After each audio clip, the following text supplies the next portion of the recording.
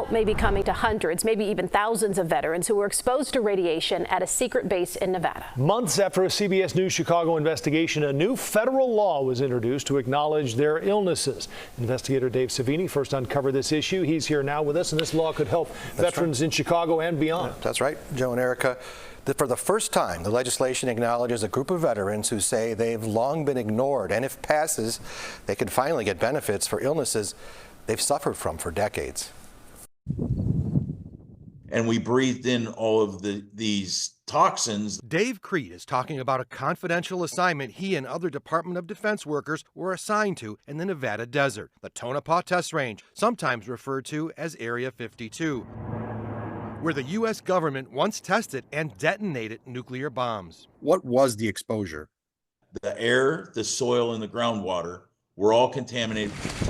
Creed, who was stationed there in the 80s, suffers from tumors and lung issues. And now, 9 months after we first told you his story, this proposed legislation, House Bill 9511, would provide benefits to veterans like him who worked at that site. An assignment so secret, he says, the military wouldn't provide him records to prove he was ever there. It scarred my lungs. I got cysts on my liver. I started having lipomas, tumors inside my body that I started having removing.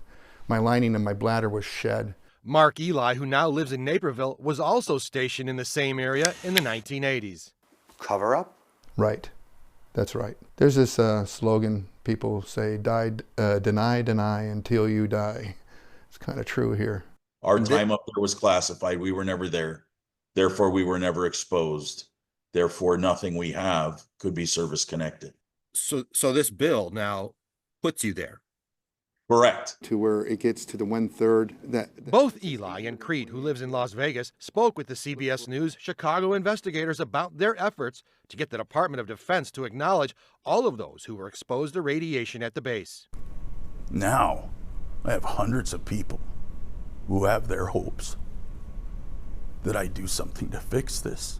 Creed's been pushing lawmakers to get this legislation on the books through his nonprofit advocacy group called The Invisible Enemy.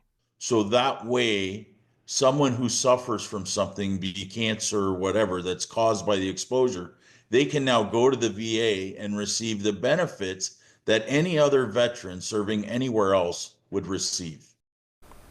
The legislation would cover veterans stationed at the base since 1972. Creed says it would provide survivor benefits in cases where affected veterans have already passed away. It's still early in the process, and the bill has to pass the House and the Senate before becoming a law. And we will stay on it, Joe and Eric. We know you will. Thank you, Dave.